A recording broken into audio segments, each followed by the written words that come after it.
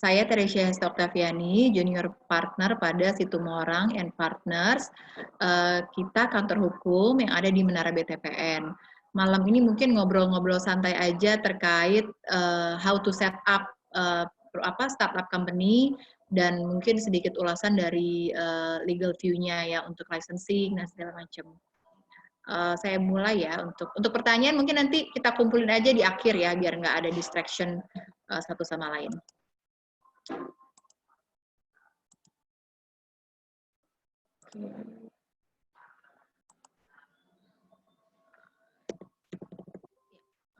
Mbak Nesi udah bisa ngeliat slideshow saya?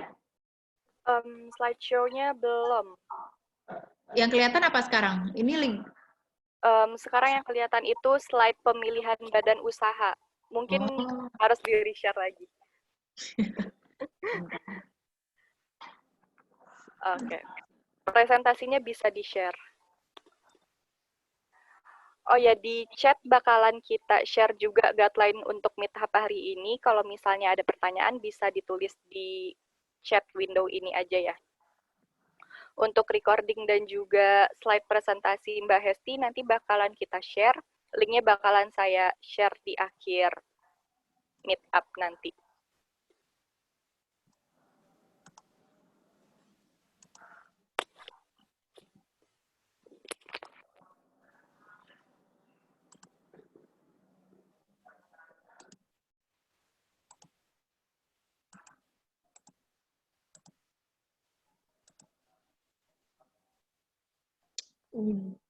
Belum kelihatan juga ya? Belum kelihatan slideshow. Cuman ini aja, bentukan keseluruhan PowerPoint-nya. Sudah? Belum juga? Belum slideshow. Ya udah, nggak apa-apa ya, dari PowerPoint aja ya. Oke, nggak apa-apa. Ini nggak jalan nih slideshow-nya. Oke.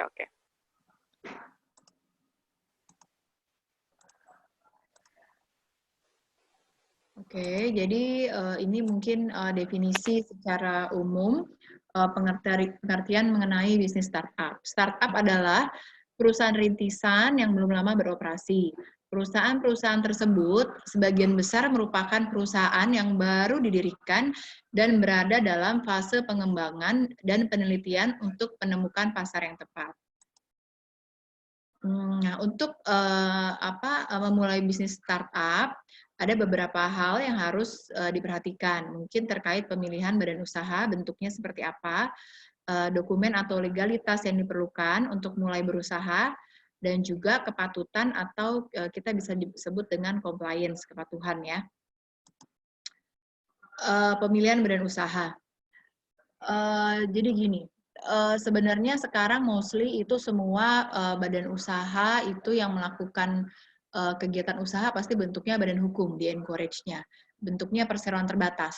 Di sini saya mau jelaskan, apa sih bedanya CV dan PT. Beberapa kegiatan usaha masih menggunakan CV. Kenapa sih kita harus upgrade dari CV ke PT? Apa sih perbedaan antara dua bentuk badan usaha dan badan hukum itu, gitu ya.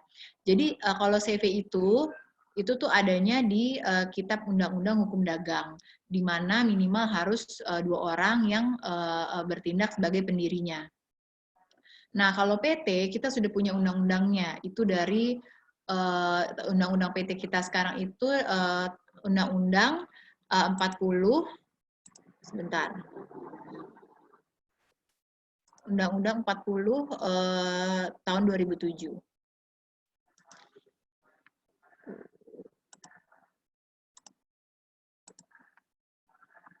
Oke. Sama, undang-undang PT kita juga mensyaratkan setidaknya 2 pemegang saham. Jadi satu orang atau satu pemegang saham itu nggak boleh untuk mendirikan suatu PT, minimal harus ada 2 pendiri.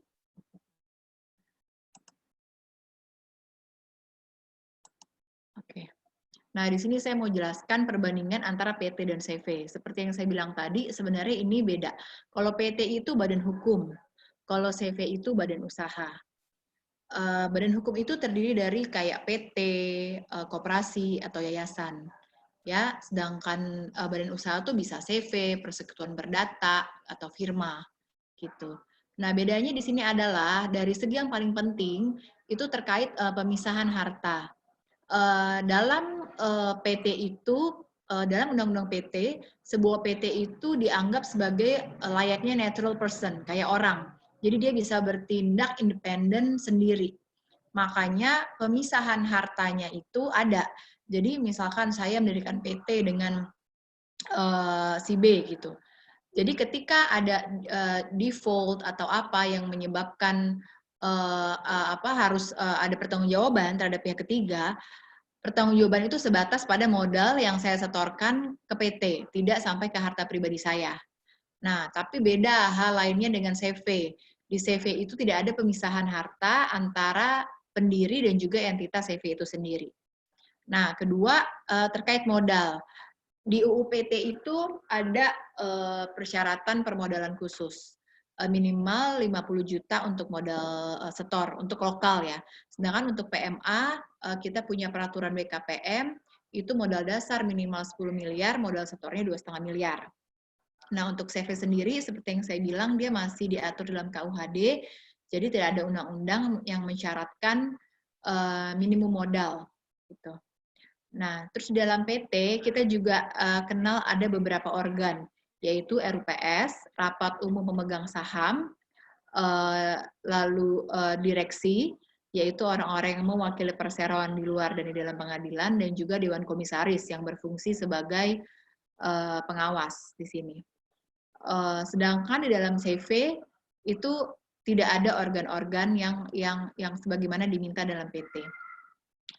Terus tentang perihal kewajiban PT juga jelas diatur dalam UU PT. Di kewajiban PT mungkin ada soal apa tuh CSR, corporate social responsibility.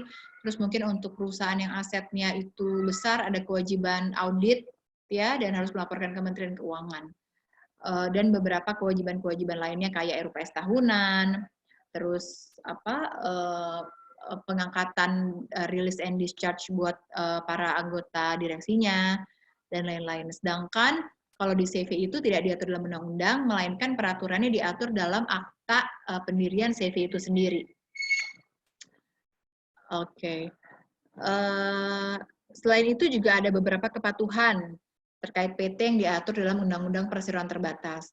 Ada perihal tadi penyelenggaraan RUPS yang harus minimal diadakan 1 tahun sekali, RUPS tahunan biasanya untuk mengesahkan laporan keuangan tahunan, laporan direksi, annual report, dan juga apa yang sudah perusahaan itu lakukan selama 1 tahun berjalan. Terus dana cadangan, sejatinya setiap perusahaan itu harus memiliki dana cadangan sebesar 20% dari modal setornya. Terus mereka juga harus memelihara daftar pemegang saham. Apa itu daftar pemegang saham? Itu daftar yang mencatat siapa sih pemegang saham yang memiliki saham di perusahaan pada saat ini. Karena hanya perusahaanlah yang tahu, yang mencatat histori jika ada pengalihan saham atau gadai saham. Perusahaan harus mencatat agar tidak terjadi dispute. Misalkan kalau dengan sertifikat saham kan orang bisa ngeprint di mana aja gitu ya. Tapi dengan daftar pemegang saham, perusahaan wajib memelihara dan menyimpannya. Dan itulah harusnya dokumen satu-satunya yang bisa menjadi bukti bahwa dia adalah pemegang saham yang sah. Daftar khusus ini adalah daftar yang dibuat oleh perusahaan terkait misalkan saya direksi di PT A, lalu saya mempunyai saham di PT lain, atau mungkin adik saya, kakak saya, atau suami saya punya saham di PT lain. Itu dicatat, kenapa? Mungkin untuk juga menghindari konflik kepentingan, misalkan nanti suatu saat ada transaksi dengan potensi konflik kepentingan dengan perusahaan di mana saya memiliki saham tersebut. Nah, beda lagi dengan PT, di CV nggak ada kepatuhan-kepatuhan yang harus dilakukan oleh pesero CV tersebut, gitu. Nah, dengan perbandingan-perbandingan tersebut, maka sangat disarankan bagi pendiri perusahaan startup untuk memilih PT sebagai badan hukum yang tepat dalam menjalankan bisnis startup. Oke, ini mungkin agak cepat aja proses pendirian CV. walaupun tidak ada undang-undangnya, tapi sekarang CV sudah mulai diatur oleh pemerintah. Pemerintah juga mengakomodir CV, firma, persekutuan perdata dalam sistem administrasi badan hukum mereka. Jadi sekarang kita juga untuk nama aja nih, nama CV itu harus dicek dari sistem administrasi badan usahanya. Namanya juga harus disetujui menteri, di mana pengajuannya sekarang semuanya elektronik. Terus apa namanya, jadi yang namanya juga tidak boleh mengandung hal-hal yang sifatnya asusila atau sara atau sama dengan CV lainnya gitu. Terus pembuatan akta itu harus dilakukan pada notaris, ya sama kayak PT juga pada umumnya berbahasa Indonesia, dibuat di hadapan notaris, bisa didomisili notaris mana aja. Lalu dicatatkan permohonan pendaftaran CV itu pada sistem administrasi badan hukum dulu, karena belum diakomodir oleh Kemenkumham, maka CV itu didaftarkannya ke pengadilan negeri. Pengadilan negeri domisili CV itu berada. Misalkan CV itu ada di Jakarta Selatan, ya kita daftar di PN Jakarta Selatan. Nanti akan diregister, dapat cap oleh Panitera Pengadilan Negeri Jakarta Selatan. Lalu setelah proses pendirian selesai, kita mengurus licensing. Yang pertama adalah biasanya tentang pajak ya, NPWP. Ke kantor pajak, KPP pelayanan sesuai domisili CV itu. Terus kemudian di dalam perjalanannya mungkin harus ada beberapa komitmen yang mungkin diperlukan sebelum PT itu mulai berusaha. Nah, ini prosesnya kurang lebih sama dengan PT, dia juga harus, kita sekarang pemerintah melalui Menko Perekonomian tuh punya sistem namanya OSS yang mungkin dikontrol oleh BKPM, selaku Badan Koordinasi Penanaman Modal yang juga mengawasi PMDN dan PMA ya. Jadi semua licensing, usaha, dan komersial itu terpusatkan, terintegrasi pada sistem OSS tersebut. Di situ mereka akan dapat NIB, izin usaha, izin komersial. Nah, setelah itu mungkin kalau untuk CV masih diperlukan SKDP, itu surat keterangan domisili. Tapi kalau PT sekarang sudah tidak diperlukan karena ada peraturan dari pemerintah daerah, kalau nggak salah ya. Oke, ini mungkin summary dari yang tadi udah saya jelaskan. Kalau CV itu dokumen legalitasnya ada akta pendirian dan surat keterangan terdaftar dari SABU tadi. Nanti akan diproses semuanya oleh notaris. Terus ada SKDP terkait informasi domisili CV tersebut, ada NPWP, ada NIB, izin usaha, dan izin komersial. Oke. Untuk proses pendirian PT itu sama aja prosesnya tadi dengan yang CV, cuman bedanya tadi dia tidak harus sekarang PT tidak diwajibkan untuk memiliki SKDP, surat keterangan domisili. Nah, ini mungkin yang saya sudah singgung tadi di awal mengenai persyaratan pendirian PT PMDN dan PMA. PMDN penanaman modal dalam negeri ya. Untuk modal itu modal dasar minimal 50 juta dan modal disetor harus 25% dari modal dasar. Kegiatan usahanya itu harus menyesuaikan dengan KBLI. KBLI itu klasifikasi baku lapangan usaha Indonesia yang terakhir ada di 2017. Jadi pemerintah itu mensyaratkan suatu perusahaan itu harus spesifik dalam mencantumkan maksud dan tujuannya. Misalkan dia mau menjalankan bisnis usaha restoran, itu harus spesifik, harus ya restoran, kafe, dan bar. Jadi dia nggak boleh macam-macam restoran, campur konstruksi, campur trading, campur konsultansi, campur pertambangan, itu nggak bisa, itu harus spesifik. Terus pemegang saham yang tadi saya bilang minimal 2 pemegang saham. Boleh orang, boleh badan hukum. Badan hukum itu tadi koperasi, yayasan, dan PT ya. Terus akta pendirian itu harus dibuat dalam harus dibuat dengan akta notaris pastinya lah ya, dan berbahasa Indonesia karena kan notaris publik di Indonesia. Untuk direksi dan komisaris tidak ada ketentuan maksimal, tidak ada ketentuan minimalnya, paling tidak 1 direktur dan 1 komisaris. Untuk saham, setiap pemegang saham wajib mengambil bagian sahamnya. Oke. Tadi mungkin terkait yang PMDN ya, karena modalnya hanya 50 juta. Ini untuk yang PMA. PMA tentunya pemerintah lebih berhati-hati. Kenapa? Karena harus menjaga iklim investasi dalam negeri juga kan, supaya tidak menyaingi pelaku usaha dalam negeri.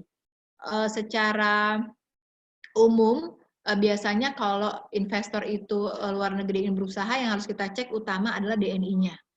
Misalkan untuk konstruksi, sekarang itu udah nggak bisa lagi 100% pemegang saham asing. Minimal 67%, 67, 67 itu asingnya, 3-3-nya dia harus gandeng dengan pihak lokal, entah individu, entah badan hukum. Begitu pula dengan perusahaan freight forwarding. Juga ada trading, itu ada limitasinya, jadi nggak bisa 100% asing lagi. Nah, total investasinya yang saya bilang tadi adalah minimal harus lebih besar ya, dari 10 miliar di luar tanah dan bangunan. Terus nilai nominal sahamnya, masing-masing pemegang saham itu memiliki nilai nominal saham paling sedikit 10 juta rupiah. Terus terkait modal setornya, itu 25%, ya, 25% dari 10 miliar tadi berarti bisa 2,5 M. Nah, terus kekayaan bersihnya memiliki kekayaan bersih lebih dari 10 M, tidak termasuk tanah dan bangunan, tempat usaha berdasarkan laporan keuangan terakhir. Oke. Dokumen legalitasnya tadi sama mungkin dengan yang CV, dia juga ada akta pendirian, terus ada surat keputusan dari persetujuan anggaran dasar dari Kementerian Hukum dan HAM. Jadi biasanya sebelum kita set APT, kita tuh disuruh pilih dulu 5 nama misalkan, untuk notaris cek nama-nama mana yang available, karena nggak boleh sama kan namanya gitu. Terus balik lagi tadi SKDP sekarang sudah tidak diperlukan oleh pemerintah daerah, sudah dihapus kewajiban tersebut. Terus NPWP untuk diajukan kepada KPP setempat. Terus ada NIB dan juga izin usaha dan komersial. Nah, ini beberapa contoh kepatuhan berdasarkan Undang-Undang 40 2007. Beberapa kepatuhannya tadi seperti penyelenggaraan RUPS tahunan yang harus dilaksanakan tiap tahun. Tiap tahun maksimal itu biasanya di Juli ya, di Juli tahun setelahnya. Terus penyelenggaraan RUPS LB itu biasa diperlukan tergantung pada kondisi atau kebutuhan perusahaan tersebut. Misalkan ada hal-hal yang urgent yang harus diputuskan oleh pemegang saham, itu bisa kapan saja dilakukan sepanjang disetujui 100% oleh seluruh pemegang saham. Terus pelaksanaan tanggung jawab sosial dan lingkungan, yaitu tadi ada kewajiban CSR sebenarnya dalam setiap perusahaan. Lalu ada kewajiban untuk memiliki dana cadangan yang harus disimpan dalam kas perseroan sebesar 20% dari jumlah modal setor, dan juga pembuatan daftar pemegang saham serta daftar khusus. Nah, ini contoh kepatuhan lainnya itu terkait peraturan perusahaan. Ini jika karyawannya itu sudah di atas 10 karyawan, maka harus perusahaan wajib membuat peraturan perusahaan. Peraturan perusahaannya itu minimal harus sama dengan Undang-Undang Ketenagakerjaan. Nanti dari setiap draftnya itu harus disosialisasikan dulu ke para karyawan. Setelah ada sosialisasi, beberapa karyawan setuju, lalu didaftarkan ke dinas tenaga kerja. Nanti dinas tenaga kerja pasti melakukan review. Kalau misalkan ada pasal-pasal yang kiranya merugikan karyawan, pasti akan disuruh revisi dan lain-lain. Ini biasanya berlakunya 2 tahun. Jadi setiap 2 tahun itu harus diperpanjang PP tersebut. Terus ini juga pengajuan WLTK terkait wajib lapor tenaga kerja. Lalu mungkin sekarang juga ada ditambah dengan kewajiban BPJS ya, BPJS Kesehatan, BPJS Ketenagakerjaan. Terus untuk perusahaan yang memperkerjakan tenaga kerja asing ini membutuhkan RPTKA, yaitu Rencana Penggunaan Tenaga Kerja Asing. Notifikasi itu dulu kita bilangnya IPTA, izin memperkerjakan tenaga kerja asing, dan KITAS itu terkait izin tinggalnya. Dan mungkin yang perlu diperhatikan juga untuk sekarang banyak perusahaan startup kan, misalkan mereka bergerak di bidang peer-to-peer platform. Nah, mereka kan punya logonya tuh. Nah, itu penting juga untuk didaftarkan. Karena apa? Karena juga menjadi requirement ketika mereka mendaftarkan sebagai sistem elektronik operator di Kominfo. Jadi merek sekarang juga penting untuk didaftarkan karena dia sifatnya itu merek itu karena nanti akan dianalisa oleh Dirjen Haki ya, Dirjen Hak Kekayaan Intelektual. Nanti akan dianalisa selama mungkin 2-3 tahun untuk dapat sertifikat, tapi sifatnya itu adalah siapa yang duluan mendaftar dialah yang berhak atas nama atau merek tersebut gitu. Terus ini pelaporan pajak dan pembayaran pajak juga pastinya wajib tahunan ya. Nah ini mungkin estimasi untuk pendirian PT. Pemesanan nama perusahaan melalui sistem online itu mungkin nanti biayanya sama notaris ya. Terus informasi untuk apa yang diperlukan untuk akta pendirian. Ini juga beda masing-masing notaris harganya, tapi mungkin market price-nya sekitar 10-15 juta. Dan juga modal dasarnya itu. Modal dasarnya itu biasanya harus disetor ke rekening perusahaannya perseroan sebagai bukti setor dari masing-masing pemegang saham. Oke, kapan waktu yang tepat untuk mengurus legalitas perusahaan? Sebelum kegiatan usaha. Kenapa? Karena pelaku usaha akan melakukan kerjasama dengan pihak lain yang dituangkan dalam perjanjian. Perjanjian perlu untuk melegalkannya sebagai upaya tunduk pada aturan hukum. Karena saya pernah kejadian perusahaan ada dispute gitu di pengadilan, perusahaan freight forwarding. Dia mungkin pada waktu masih pendirian, dia itu market research dia dapat customer, lalu dia menjalankan pekerjaan itu. Tapi at the end of the day itu ternyata jadi bumerang. Kenapa? Karena customer bilang ketika kamu melaksanakan pekerjaan tersebut, kamu ternyata belum punya izin, kamu ilegal. Nah itu yang harus di-prevent mungkin sebelum kita melakukan kegiatan usaha, atau kalaupun memang kita sudah melakukan kegiatan usaha itu harus diratifikasi oleh pemegang saham sehingga itu bisa diakui sebagai tindakan perseroan. Ya, perseroan tersebut mempunyai brand tersendiri sehingga membutuhkan lindungan hukum terhadap perusahaannya. Oke,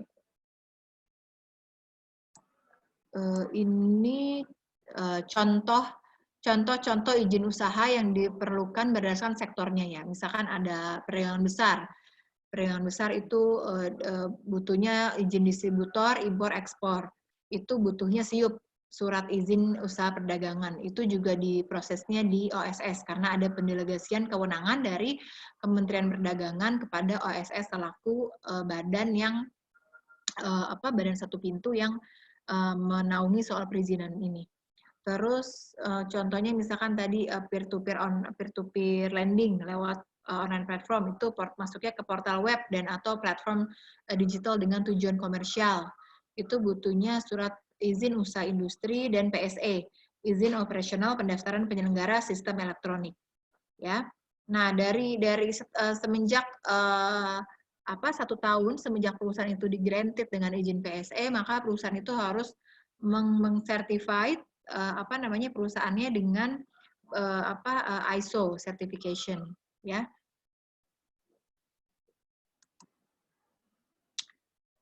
Oke, ini untuk perusahaan yang di bidang bisnis perdagangan ya. Jadi ada beberapa klasifikasi SIUP, ada kecil, menengah, besar. Kecil itu mungkin modalnya 50 sampai 500 juta, menengah itu 500 juta sampai 10 M, dan besar itu adalah 10 M ke atas. Makanya kenapa PMA itu harus dikategorikan sebagai modal besar, karena dia harus 10 M ke atas. Bahwa batasan minimum permodalan dalam setiap klasifikasi SIUP tersebut menjadi acuan permodalan dalam pendirian PT, dengan modal dasar paling sedikit 50 juta dan paling sedikit 25% modal harus ditempatkan dan disetor.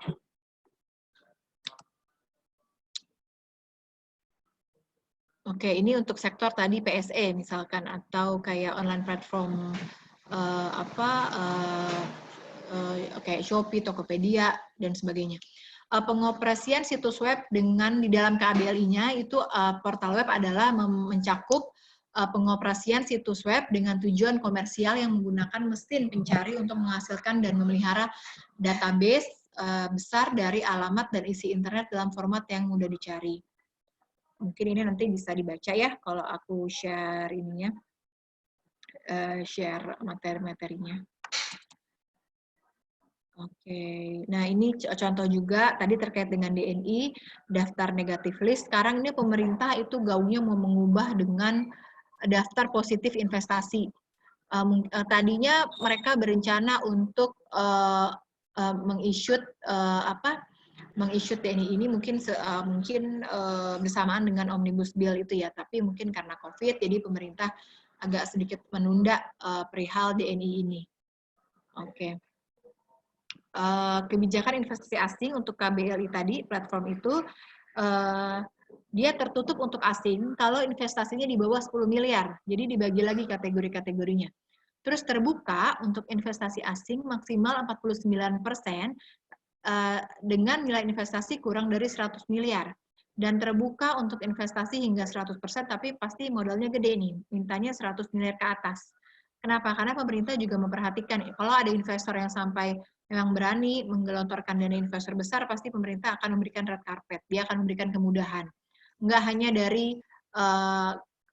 dari rasio kepemilikan saham yang boleh 100%, tapi juga mereka biasanya ngasih kemudahan perihal pajak atau izin kerja dan izin tinggal dari karyawannya kalau mereka memperkerjakan tenaga kerja asing gitu. Terus izinnya juga langsung keluar gitu, dan berbagai macam kemudahan lainnya yang memang pemerintah berikan sebagai komitmen agar untuk melindungi iklim investasi di Indonesia.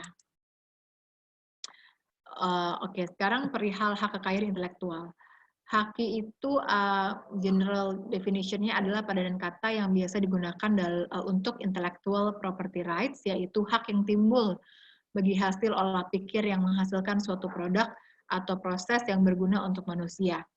Manfaatnya bisa memberikan perlindungan hukum kepada pemegang hak atas HKI, mencegah pihak lain dari penggunaan HKI yang dimiliki pemegang hak, meningkatkan produktivitas, mutu, dan daya saing produk di Indonesia, dan pendorong kreativitas bagi masyarakat.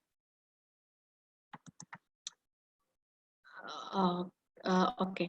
Pendaftaran HKI itu sekarang kayaknya sih sudah di-emphasize untuk dilakukan secara online, ya, tidak lagi manual. Jadi kita tuh upload permohonannya, upload surat kuasa jika dikuasakan ke konsultan HKI, upload logonya, arti logo, warna, dan segala macam. Semua dilakukan oleh manual. Pembayarannya nanti tinggal transfer ke rekeningnya Dirjen HKI. Oke, ini mungkin tata cara manual yang ada di slide. Jadi kita juga bisa langsung datang ke Dirjen HKI. Mereka juga punya frontline-nya untuk tanya-tanya PTSP. Karena HKI itu juga ada beberapa jenis ya. Ada hak merek, hak cipta, hak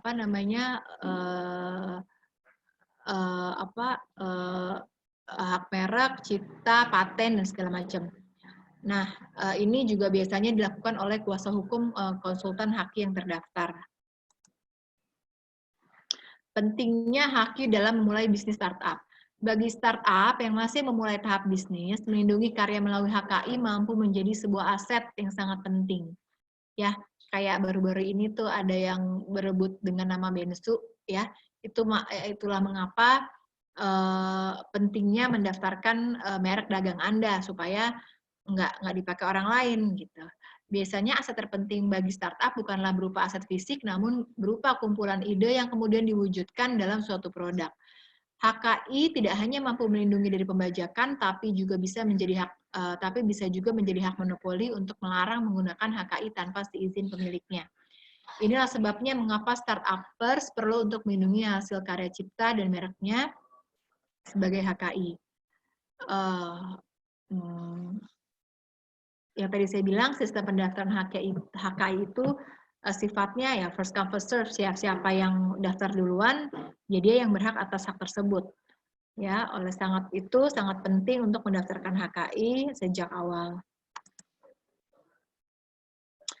Alasan produk startup perlu mendapatkan perlindungan. Hak yang diberikan seorang pencipta di bidang ilmu pengetahuan, seni, dan sastra, atau inventor di bidang teknologi yang mengandung langkah inventif merupakan wujud pemberian suatu penghargaan dan pengakuan atas keberhasilan manusia dan melahirkan karya-karya inovatifnya. Sistem perlindungan haki dapat mudah diakses oleh pihak lain, di mana penemunya wajib menguraikan penemuan secara rinci yang memungkinkan orang lain dapat belajar atau melaksanakan penemuannya tersebut. Jadi makanya kalau mungkin sebelum mendaftarkan merek, kalau kita lagi masih dalam cari-cari nama, itu di dalam websitenya Haki, itu ada, kita bisa search merek. Nama yang sama keluar banyak sekali. Misalkan Pegasus, itu bisa ribuan nama dengan Pegasus. Nah, jadi supaya untuk menghindari kita juga nggak salah daftar, sebelum sebagai usaha preventifnya, kita juga harus cek ketersediaan nama merek tersebut, gitu. Oke. Saya cepat aja ya, karena nih mungkin sekitar 15 menit lagi harus berakhir. Fungsi manfaat pendaftaran hak merek dan hak cipta dari produk startup. Meningkatkan posisi perdagangan dan investasi. Mengembangkan teknologi untuk produk startup, mendorong perusahaan untuk bersaing secara internasional, dapat membantu komersialisasi suatu invensi, pengembangan sosial budaya, dan menjaga reputasi secara nasional. Nah, Haki ini merek misalkan, sifatnya dia tuh teritorinya berdasarkan suatu negara ya. Jadi misalkan saya daftarkan merek saya di Indonesia. Nah, itu belum tentu di Malaysia atau di Singapura berlaku. Jadi kita juga harus tunjuk mungkin foreign counsel yang di sana yang bisa bantu kita untuk mendaftarkan hak merek supaya merek kita itu bisa dipakai di domisili yang kita pengenin. Tapi beda halnya misalkan dengan merek-merek yang sudah tenar. Tapi tenarnya ini nanti yang akan mengukur yang akan menentukan parameternya dia tenar atau enggak itu dari kementerian. Misalkan kayak KFC, siapa yang nggak tahu KFC, siapa yang nggak tahu McDonald, itu termasuk dalam merek terkenal gitu. Jadi maksudnya kita juga nggak bisa, misalkan merek McD belum didaftarkan di sini, tapi kita juga nggak bisa main langsung didaftarkan di sini karena itu sudah merek terkenal gitu. Pasti nanti pemerintah mungkin juga akan melarang atau menolak permohonan pendaftaran merek dengan nama tersebut. Oke, cukup dari saya. Mohon maaf kalau agak cepat karena juga waktu ya kita cuma 1 jam. Oke, Mbak Nesi mungkin bisa dilanjutkan tanya jawab atau gimana? Oke, buat selanjutnya kita bisa langsung tanya jawab aja Mbak. Ini udah ada beberapa pertanyaan di grup chatnya. Mbak Hesti lebih milih aku yang bacain atau Mbak Hesti yang baca aja? Mbak Hesti yang nyari. Ini udah ada di Zoom grup chatnya pertanyaan-pertanyaannya. Oh oke, di chatnya ya. Oke, bagaimana dengan koperasi? Apakah tidak cocok untuk startup? Kenapa koperasi tidak ikut dibahas? Ini karena masalah waktu aja sih. Kenapa koperasi? Koperasi itu kan membernya kan 20 orang ya, minimal. Nah, itu tuh maksudnya agak sulit kalau untuk kita kan kalau PT lebih dinamis ya, lebih gampang untuk melakukan suatu tindakan gitu. Bisa diwakili oleh direktur 1 orang. Tapi kalau koperasi itu agak sulit. Ada rapat anggotanya, terus juga itu kan uangnya para anggota ya. Kalau PT kan itu uangnya para pemegang saham. Jadi pemegang saham itu lebih fleksibel menentukan langkah-langkah apa yang kira-kira itu cocok untuk perusahaan tersebut, lebih gampang ambil keputusan dan juga lebih gampang dan lebih fleksibel dan lebih efektif menurut saya PT. Kalau koperasi menurut saya belum ya gitu karena terkait simpan pinjam. Wait a minute.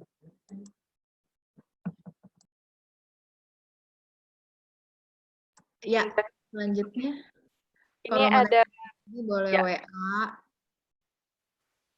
Oh iya boleh Pak. Oh ya, mungkin saya mau informasi juga. Jadi saya ini kemarin itu diminta sama Kementerian Koperasi dan UMKM. Jadi mereka punya program selama COVID ini mereka pengen memberikan jasa hukum gratis, konsultasi hukum gratis kepada para pengusaha UMKM dan koperasi. Jadi mungkin nanti bisa di-download, bisa cek di Instagramnya Kemenkop atau Justika tuh nanti ada apps-nya, nanti Bapak bisa pilih lawyer. Jadi ada banyak lawyer yang ratusan, bisa pilih lawyernya siapa, terus bisa chatting gitu, gratis. Mungkin nanti bisa memanfaatkan aplikasi itu juga. Oke.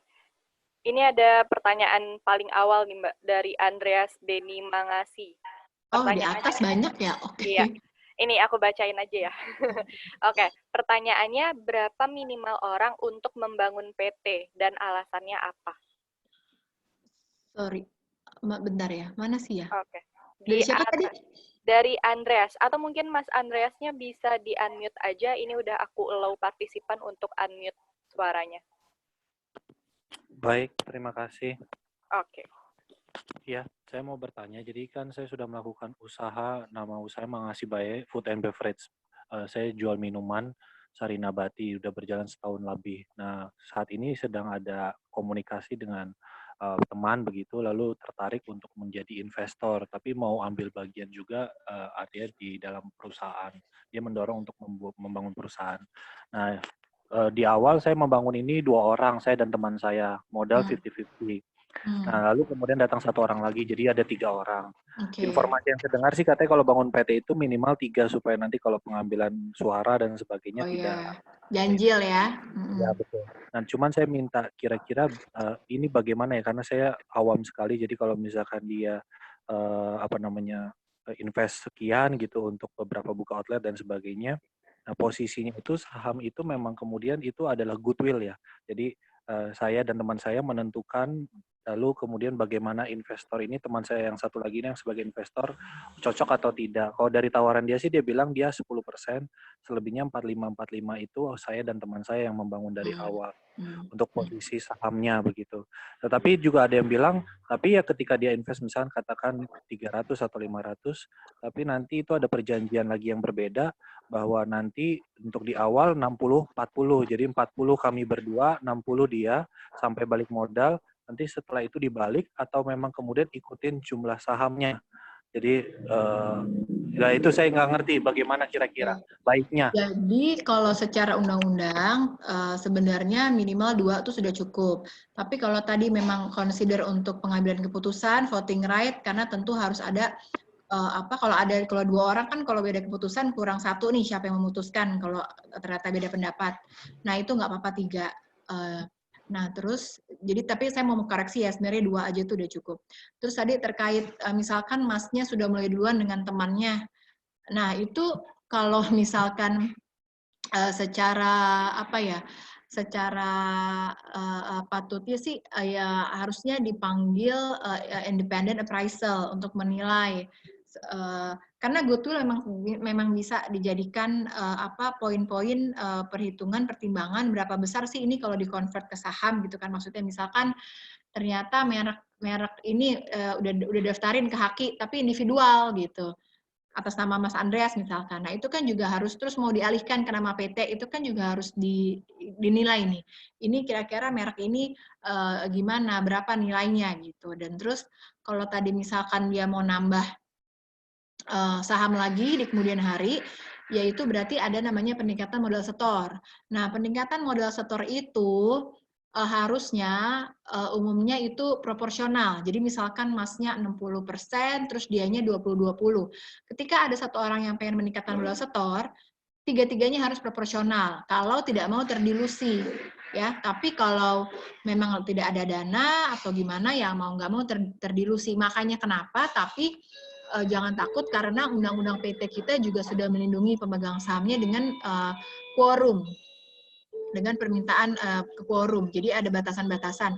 Untuk peningkatan modal itu kalau nggak salah 2/3 quorumnya gitu.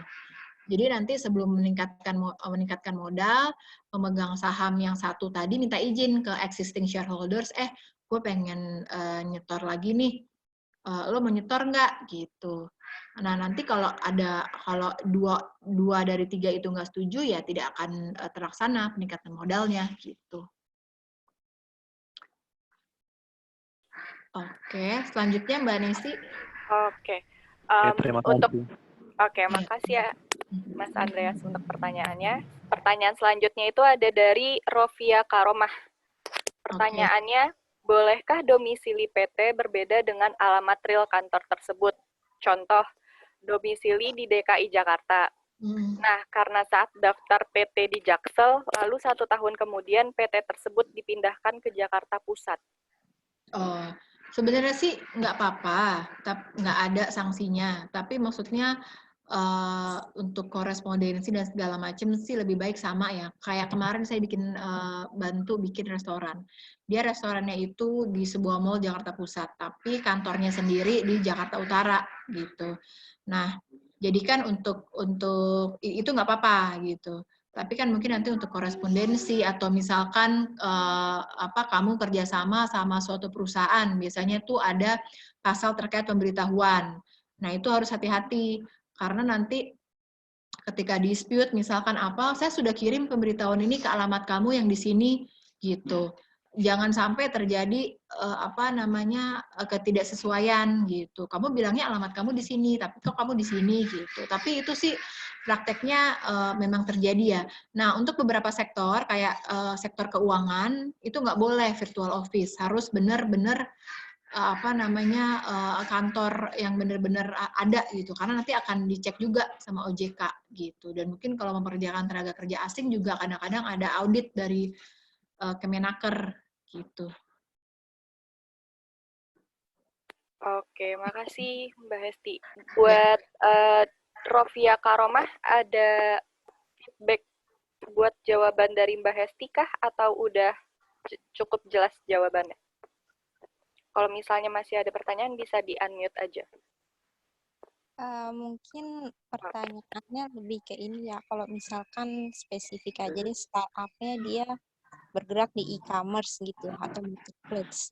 Iya, kalau misalkan case-nya seperti itu, boleh nggak ya beda domisili gitu atau boleh sih. masih sama satu Kayak sekarang kan kantornya di mana terus kita kerjanya dari rumah, nggak apa-apa. Oke. Oke, cukup jelas. Oke, terima kasih Mbak Rofia. Yo, sama Mbak Hesti, thank you. Oke, ini karena berhubung kita masih bahas tentang lokasi, jadi tadi ada pertanyaan dari Pak Dawera Taher. Sebenarnya rumah itu boleh dijadikan kantor atau enggak sih? Kalau itu sih lebih tergantung dari ini ya Pak, peruntukan rumah tersebut. Karena kan sekarang nih, misalkan kita mau bangun rumah, itu kan ada harus izin ke kelurahan ya kalau developer misalkan gitu. Dilihat dari zona-zonanya.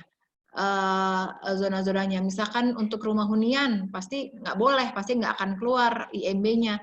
Pasti nggak, kenapa? Karena nggak sesuai dengan tata ruang punyanya Pemda, pemerintah provinsi gitu. Jadi sebenarnya kalau hunian untuk alamat kantor sih memang nggak bisa gitu. Karena dulu masih butuh surat keterangan domisili dari kelurahan, itu SKDP nggak akan pernah keluar kalau itu rumah hunian gitu ya, karena kan ya nggak sesuai. Kelurahan juga punya petanya, punya zona-zonanya gitu. Terus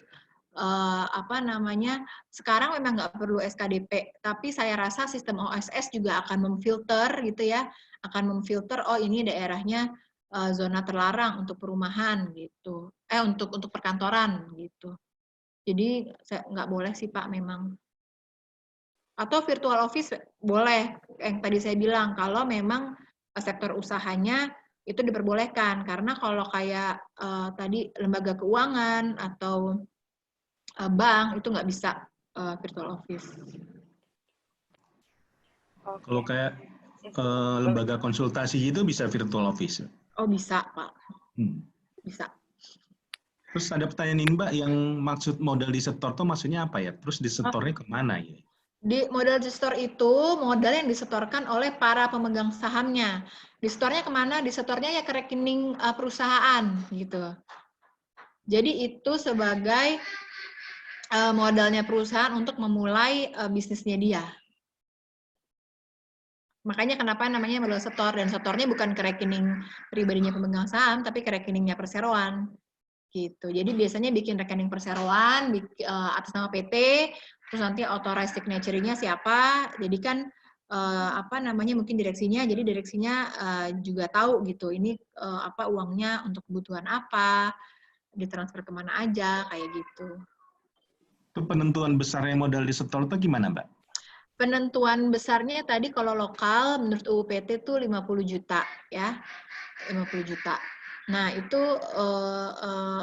apa namanya itu di transfer ke rekening perusahaan, lalu mungkin buktinya diberikan kepada notaris karena notaris perlu bukti setor. Karena kan dia harus melaporkan setiap bulan atas akta-akta yang sudah dikeluarkan nih. Jadi dia juga harus ada dokumen pendukung. Karena kan modal setor itu sifatnya wajib, diwajibkan sama UPT. Itu modal setor tuh setelah di-setor boleh dipakai nggak ya, misal untuk Boleh, operasi atau apa? boleh. Jadi modal setor itu misalkan buat gaji karyawan, dipakai buat bayar sewa kantor, bayar listrik, bayar internet, beli peralatan, alat tulis, fotokopi, emang buat dipakai buat modal kerja. Oh iya, oke. Makasih, Mbak. Oke. Oke, thank you Pak Dawera untuk pertanyaannya. Selanjutnya ada pertanyaan dari Muhammad Abdul Khaher. Pertanyaannya, apakah usaha startup yang dibuat atau dibangun di luar negeri, namun sang co-founder adalah orang Indonesia? Nah, terus dia membawa ke Indonesia dan mendaftarkan startup ini menjadi PT. Apakah dianggap menjadi usaha dalam negeri atau dianggap asing? Suatu perusahaan itu dianggap asing atau dalam negeri itu dilihat dari pendirinya, Pak. Jadi tadi kalau misalkan pendirinya orang Indonesia, WNI, 2 orang gitu ya, ya itu tetap masuknya PMDN. Usahanya dalam negeri. Gitu. Walaupun mungkin udah running di negara lain. Gitu. Tapi ke founder utamanya itu Halo? Halo, kedengaran nggak? Maaf. Ya.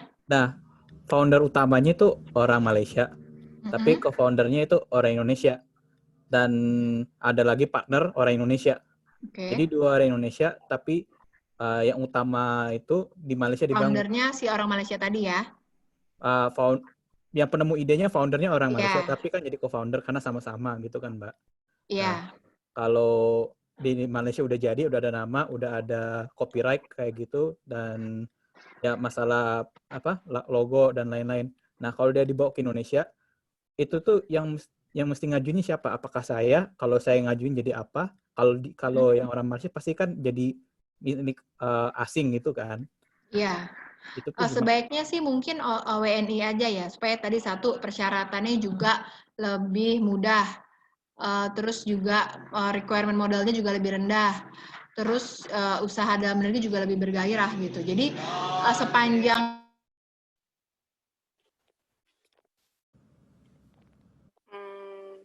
Mbak Hesti. Oke, sorry. Sepanjang ada sepanjang ada mungkin izin dari perjanjian lisensi dengan founder yang di Malaysia, kalau bisnis itu mau dibawa ke Indonesia ya boleh-boleh aja. Kalau mau yang mendaftarkan WNI ya itu jadi PMDN gitu. Tapi mungkin yang tadi saya bilang mereknya tadi. Nah, mereknya tadi misalkan sudah terkenal di Malaysia, terus mau didaftarkan di sini. Nah, yang didaftarkan di sini itu mau harus ada perjanjian lisensi. Si Malaysianya ngasih izin nggak untuk mendaftarkan merek di Indonesia. Kalaupun didaftarkan merek di Indonesia mau pakai nama PT apa nama individu pemegang sahamnya. Gitu. Kalau itu sih masalah bisnis komersial ya Pak, tapi kalau saya jawab dari sisi hukum tadi, kalau WNI-nya mau daftar itu sebagai PMDN ya boleh-boleh saja. Oke, makasih Mbak Hesti. Dari Mas Abdul ada pertanyaan? Ada feedback? Contohnya kemarin tuh saya bantu setting up perusahaan games ya, gaming. Dia tuh aslinya Norwegia. Terus Norwegia, dan dia di sini di setup sama 2 orang WNI. Jadinya dia PMDN masuknya.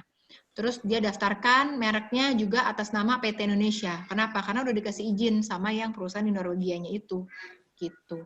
Jadi kalau masalah siapa yang mau daftarin, apakah foundernya di sana yang asing atau co-foundernya, itu bisa siapa aja. Oke, thank you Mbak Hesti. Kita masih ada banyak pertanyaan ya sebenarnya. Cuman kan bakalan sampai jam 8. Nah, paling bakal berapa pertanyaan lagi aja yang bakal kita jawab selanjutnya. pertanyaan dari Michael Andrianus yang pertama itu udah kejawab ya tadi sebelumnya sama Mbak Hesti. Jadi saya langsung ke pertanyaan yang kedua, yaitu apabila legalitas dibuatkan sebelum memulai usaha atau membuat startup, kemudian startup tersebut mendapatkan pendanaan dari VC, berarti harus merubah struktur pembagian saham ulang. Atau legalitas bisa dibuatkan setelah mendapatkan pendanaan supaya tidak perlu ada perubahan. Apabila legalitas dibuatkan sebelum memulai usaha kemudian mendapatkan pendanaan dari VC. Kalau VC itu sifatnya sementara kan setahu saya ya. Modal ventura kan maksudnya ya. Terus harus merubah struktur pembagian saham ulang atau legalitas gini. Kalau untuk licensing sifatnya itu nothing to do with tidak ada hubungannya, bukan tidak ada hubungannya. Biasanya di izin usaha itu tidak mencantumkan pemegang sahamnya siapa, berapa persen, berapa jumlah sahamnya. Kamu cuma perlu update hal itu ke OSS yang tadi saya bilang gitu. Jadi izinnya tetap eksis, tetap bisa dipakai gitu. Walaupun di dalamnya itu komposisi pemegang sahamnya berubah-berubah gitu. Itu nggak ada masalah. Izinnya semua tetap valid gitu. Palingan cuman perlu pengkinian data pada OSS gitu aja sih. Oke. Dari Michael ada feedback atau pertanyaan tambahan atau udah jelas, cukup jelas jawaban dari Mbak Hesti? Jadi statusnya saya kan pernah ke visi Mbak. Jadi visinya bilang kalau misalnya startup yang baru belum ada legalitas nggak masalah kok dia bilang. Cuman kan kalau tadi penjelasan dari Mbak Hesti kan kalau misalnya kita mau mulai usaha baiknya diurus dulu legalitas. Kebetulan startup saya sudah ada legalitasnya, jadi sudah dibuatkan badan hukum PT-nya. Tapi pas pada saat diskusi sama visi dia bilang berarti nanti kita tinggal ubah aja kayak komposisi kayak pembagian sahamnya. Berarti perlu revisi ulang begitu doang kan ya Mbak ya?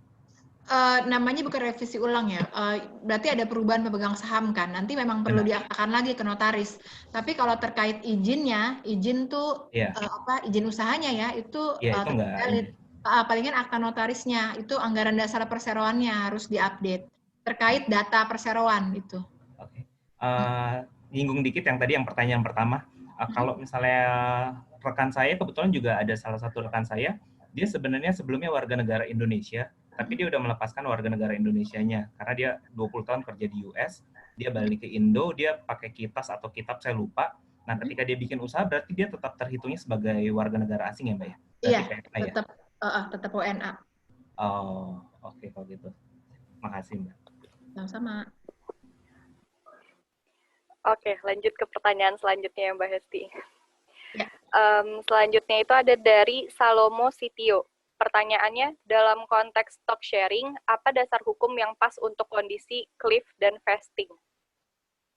Sorry, saya kurang familiar nih. Cliff dan vesting itu apa ya? Stock sharing itu apa? Pembagian saham maksudnya? Salomo mungkin bisa di... bisa udah nggak ada. Udah nggak ada. Udah meninggalkan room dia. Jadi kita lanjut aja ke pertanyaan selanjutnya ya. Ya. Dari Budiman. Budiman masih ada? Masih, oke. Pertanyaannya, bagaimana... ini udah. Koperasi udah, maaf. Oke, dari Adi Wirawan. Pertanyaannya, untuk pendaftaran logo, apa termasuk ke dalam haki? Bila iya, apa dibutuhkan badan hukum untuk pendaftarannya? Baik itu di PT ataupun di CV. Oke. Jadi ya pendaftaran logo itu masuk ke dalam hak merek di Haki. Yang dibutuhkan biasanya identitas dasar aja. Kalau PT itu anggaran dasarnya, terus surat pernyataan bahwa kepemilikan merek itu milik dia, terus logonya, arti logo dan juga warnanya. Terus yang saya bilang tadi, merek juga bisa didaftarkan oleh individual. Misalkan saya ya pakai KTP aja gitu. Nanti secara online diupload. Terus di dalam merek itu juga ada kelas-kelasnya. Jadi misalkan saya restoran gitu ya. Kan masuknya kelas makanan tuh juga ada kelas ada terigu, bakery dan macam-macam. Tapi saya juga mau melindungi misalkan untuk baju kokinya, untuk melindungi plastiknya atau piringnya. Nah, semua itu harus didaftarkan di setiap kelasnya gitu. Jadi biar terlindungi gitu. Jadi walaupun kita misalkan saya daftar tadi Pizza Hut gitu makanan, terus ada barang lain, misalkan nanti keluar motor dengan nama merek Pizza Hut, itu kan beda kelas. Tapi kalau kita nggak ngedaftarin di kelas kendaraan bermotor itu, ya berarti memang boleh dipakai sama pihak lain gitu. Toh juga sebenarnya bidang usaha kita berbeda kan dengan mungkin kalau ada yang make gitu.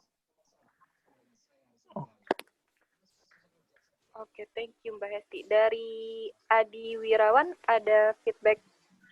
Mungkin biayanya itu sekitar 2 jutaan. Kalau dengan konsultan haki mungkin bisa dengan 5 jutaan. Kenapa kadang butuh konsultan haki? Karena kadang-kadang permohonan merek kita itu belum tentu diterima sama Kementerian Hukum dan HAM. Mereka bisa mengajukan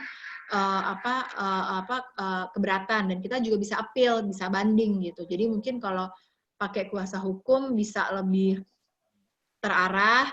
Terus kalau ada keberatan juga kita bisa sangkal, dan juga kita bisa monitor issuance sertifikatnya itu. Gitu.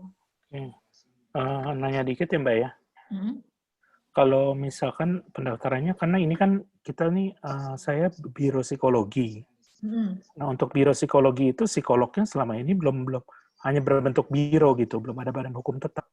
Boleh nggak salah satu psikolog yang mengajukan pendaftaran merek itu? Bisa ya? Boleh Pak. Oh gitu. Tapi disarankan lebih bagus lewat konsultan hukum ya? Iya. Tadi yang saya bilang. Karena kadang-kadang karena kalau konsultan hukum mungkin bisa kasih advice, dia melakukan trademark search dulu, dia kasih advice, udah ada nih ternyata biro psikologi dengan nama ini, jangan pakai nama ini ya, biar nggak sia-sia kita udah daftar, udah bayar, udah nunggu, tiba-tiba 1 tahun kemudian ditolak. Karena Dirjen Haki itu ngasih penolakannya tuh nggak langsung pada saat itu juga, nggak sebulan 2 bulan, bisa lama, bisa setahun, bisa 2 tahun gitu. Jadi makanya saran saya kalau pakai konsultan haki mungkin dia bisa melakukan pengecekan merek terlebih dahulu, terus juga kalau ada keberatan dia juga bisa kasih advice, karena nanti dia yang bakal prepare atau draft dokumen bandingnya dan segala macam gitu. Oke, makasih. Ya. Oke, thank you Mbak Hesti. Jadi sebenarnya kita udah lewat dari jam yang seharusnya jam 8. Nah, cuman kalau misalnya face to face kan biasanya kita ada networking session-nya. Nah, jadi kita bakalan nambah kayak sekitaran 15 menit untuk teman-teman kalau misalnya ada pertanyaan dan mau tanya langsung secara live, bisa di-unmute aja. Jadi bisa langsung nanya ke Mbak Hesti. Soalnya ada beberapa juga pertanyaan yang belum kejawab di sini. Kalau misalnya belum ada yang mau nanya secara live, bakalan saya lanjut untuk Halo, saya boleh nanya secara langsung? Oke, ya, silakan Pak. Maaf, kameranya nggak bisa nyala. Saya Ibrahim. Saya mau nanya terkait tadi yang setoran modal awal itu ya, yang modal disetor. Tadi kan katanya modal itu disetor ke rekening milik perusahaan. Perusahaannya sendiri kan sedang lagi dalam proses. Yang saya jadi pertanyaan berarti rekening perusahaan yang mana yang dijadikan tempat untuk melakukan setoran tersebut gitu. Sebenarnya ini udah debatable Pak, telur dan ayam dari zaman dulu. Ketika kita ke bank, kita minta bikin rekening, dia pasti minta akte dan SK dari Kemenkumham, nggak sekedar aktenya doang gitu. Tapi ketika kita ke notaris, dia suka minta bukti setornya gitu. Tapi kalau saya sih sarannya pas kita lagi pendirian dengan notaris, biasanya notaris mau bikinkan surat pernyataan komitmen bahwa si A dan B pemegang saham ini akan berkomitmen untuk menyetorkan modal 50 juta paling lambat misalkan 1 bulan sejak penandatanganan akta ini, yaitu tanggal berapa. Nah, dari situ notaris proses aktenya, lalu dapat SK-nya dari Kemenkumham. Nah, kalau udah lengkap, akta dan SK itu saya sudah cukup lengkap syaratnya untuk mengajukan ke bank untuk pembukaan rekening PT. Gitu. Jadi urus akta dan SK Kemenkumham dulu, Pak. Oke. Terima kasih jawabannya, Mbak. Ya, sama-sama.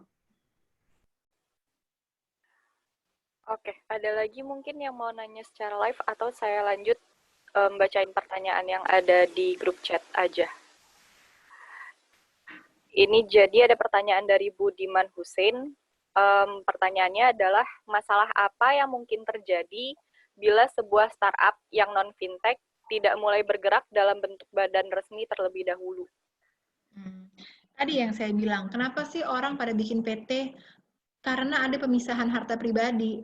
Kalau Bapak Ibu sekalian berusaha tanpa membentuk suatu badan hukum, resikonya adalah tadi jika memang ada konsekuensi hukum itu pertanggungjawabannya sampai ke pribadi, sampai ke harta pribadi gitu. Makanya kenapa disarankan membentuk badan hukum supaya pertanggungjawabannya terpisah dari pertanggungjawaban harta pribadi.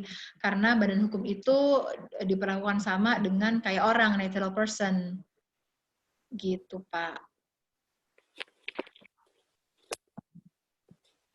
Halo?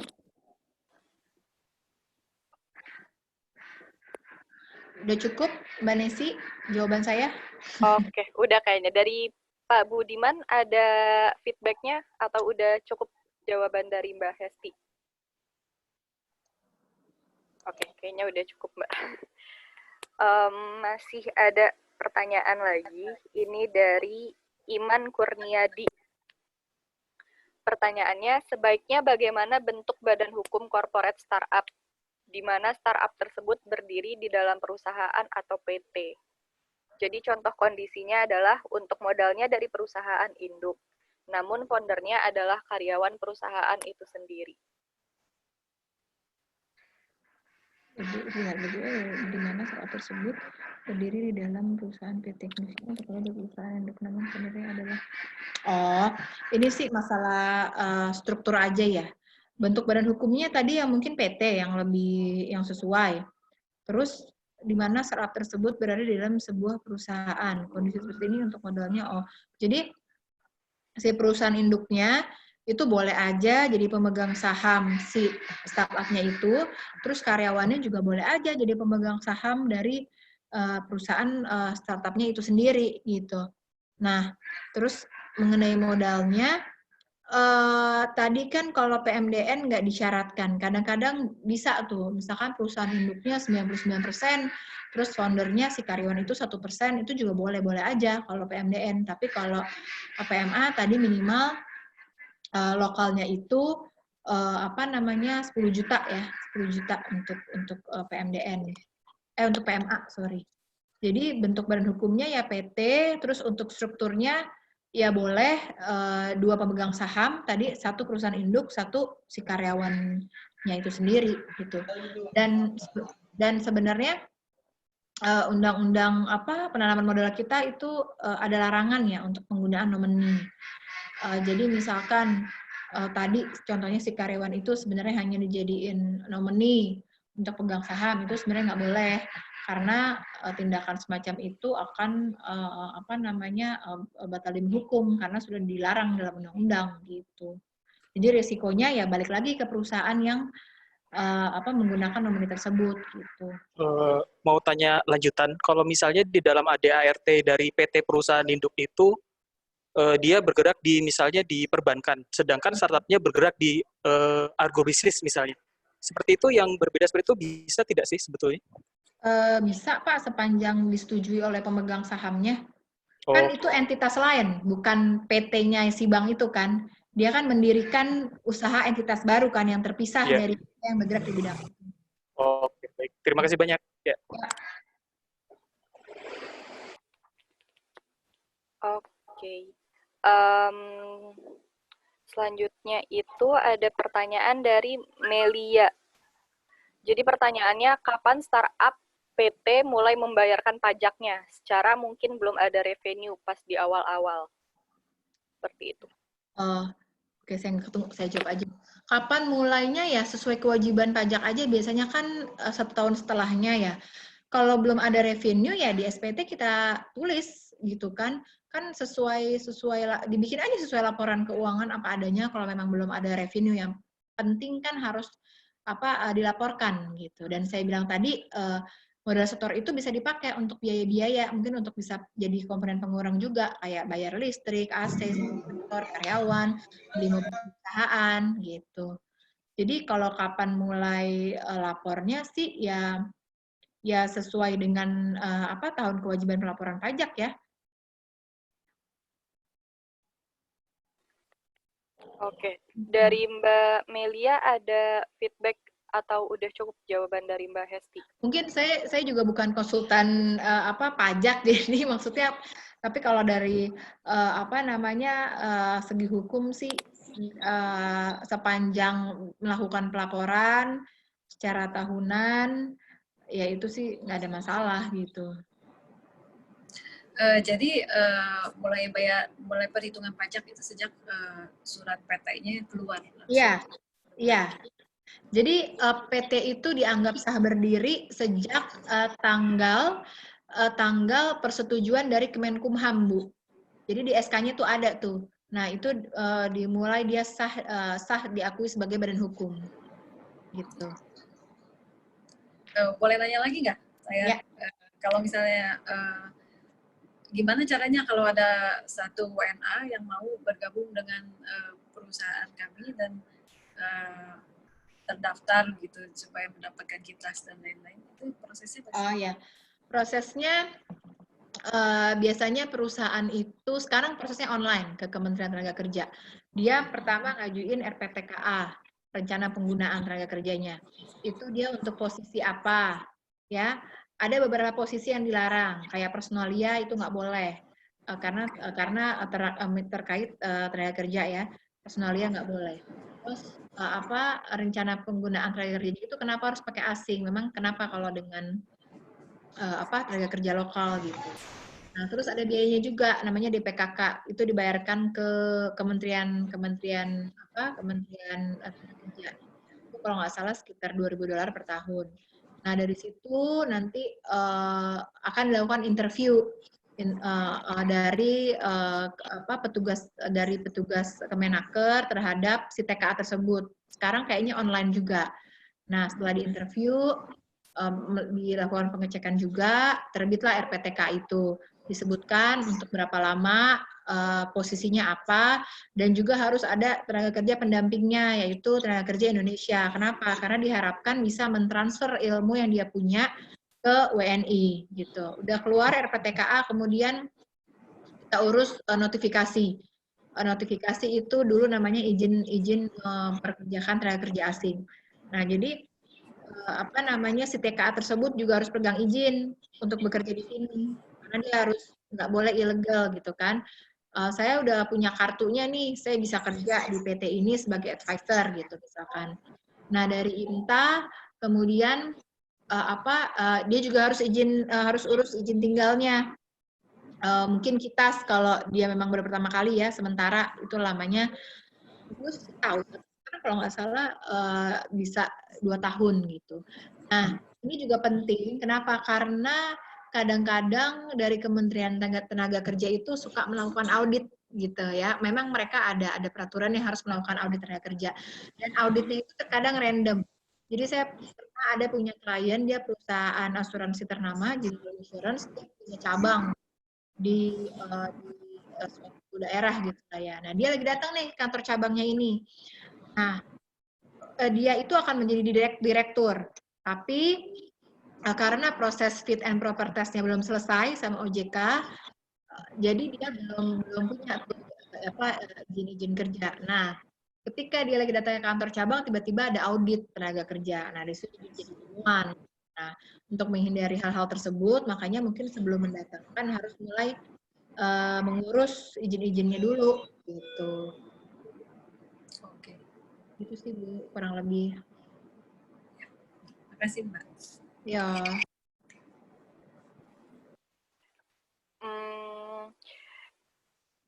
Oke, udah lebih dari 15 menit extra time tadi juga. Jadi di sini juga pertanyaannya udah sebagian besar kejawab sama Mbak Hesti. Paling kalau misalnya teman-teman di sini ada yang mau kontak Mbak Hesti selanjutnya, kalau misalnya ada pertanyaan gitu-gitu, bisa lewat hukum online gratis yang tadi Mbak Hesti bilang aja, apa gimana Mbak? Oh iya, jadi tadi saya itu ditunjuk sama Kementerian Koperasi UMKM, dia bekerja sama dengan Justika. Justika itu anak perusahaan yang hukum online. Mereka dalam rangka COVID ini ingin membantu pengusaha UMKM dan juga koperasi memberikan bantuan konsultasi gratis. Nah, untuk melakukan chatnya itu harus download, mungkin cek Instagramnya Kemenkop ya, karena saya punyanya kan apps ininya untuk dari sisi lawyernya. Cek Instagramnya Kemenkop, itu ada pendaftarannya gimana, kayaknya gampang deh, kayak Halodoc aja gitu, jadi sebut merek deh, kayak chatting ini aja sama expert gitu, nanti dibatasin waktu gitu. Cek Instagramnya Kemenkop aja atau Justika, mungkin di website Justika ada pasti itu iklannya. Jadi ada beberapa lawyer, ratusan sih setahu saya, nanti Bapak Ibu bisa tinggal pilih mau chat dengan yang mana gitu, dan itu nggak berbayar. Oke. Thank you Mbak Hesti buat infonya. Makasih juga udah mau sharing sama kita malam ini. Ntar buat materi yang tadi ada di slide, itu bakalan saya upload di slide share corporate startup ya. Jadi linknya udah ada di Zoom group chat, bisa dicek di sana. Kalau misalnya udah di-upload, kalau misalnya teman-teman follow, biasanya itu ada notif ke email teman-teman. Oke. Dari Mbak Hesti mungkin ada tambahan atau misalnya bisa kontak Mbak Hesti di LinkedIn atau di mana kalau misalnya ada pertanyaan. Untuk kontak saya itu di Situmorang and Partners, kantor kami di Menara BTPN, Bapak Ibu sekalian, lantai 33. Untuk kontak email nanti mungkin bisa hubungin Ekipa ya lewat Mbak Nesi, nggak apa-apa. Atau chat saya. Oke. Sekian aja acara meet up kita malam hari ini. Terima kasih untuk teman-teman yang udah join dan terima kasih banyak untuk Mbak Hesti yang udah mau meluangkan waktunya sharing sama teman-teman komunitas. Banyak juga ya pertanyaan. Iya, banyak. Lumayan banyak banget ini. Oke, segitu aja dari kita. Kalau misalnya ada salah kata, kita mohon maaf. Terima kasih teman-teman. Selamat malam semuanya. Selamat malam. Malam. Thank you, Hesti. Terima kasih. Bye. Terima kasih, teman-teman. Bye-bye. Untuk recording dan materinya dicek di slide share The Corporate Startup sama YouTube channel Ekipa aja ya. Itu biasanya kita upload di sana. Cuman mungkin waktunya belum ditentukan akan diupload kapan. Oke, thank you semuanya. Bakalan saya end meeting malam hari ini ya. Terima kasih. Sampai ketemu di meet up selanjutnya. Bye.